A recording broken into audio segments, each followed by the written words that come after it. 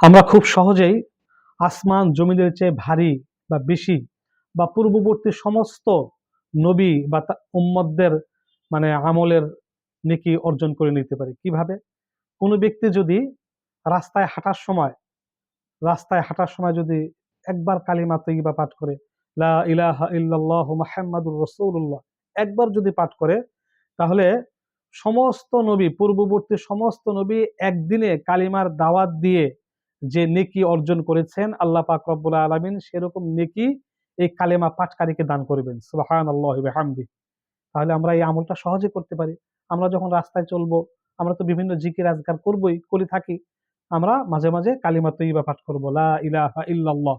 প্রথমে কয়েকবার লা ইলাহা ইল্লাল্লাহু মুহাম্মাদুর রাসূলুল্লাহ, তারপরে লা ইলাহা ইল্লাল্লাহ, লা ইলাহা ইল্লাল্লাহ, মাঝে মাঝে এই কালিমা পাঠ করব।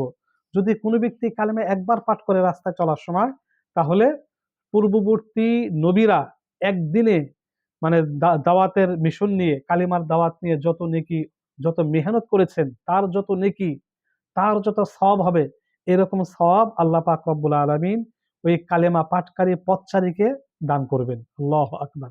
তাহলে আমরা সহজ, কত সহজ আমল, অথচ নবীদের দাওয়াতের কাজের সব আমরা সহজে অর্জন করে নিতে পারি।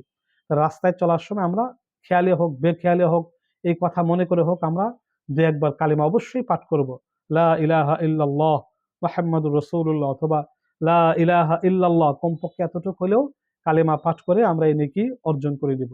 খুব সহজে আমরা অনেক নবীদের দাওয়াতি কাজের সব অর্জন করে নিতে পারি সহজে। কত কত বড় বিষয়। আল্লাহ পাক রব্বুল আলামিন আমাদের সবাইকে তৌফিক দান করুন, আমিন।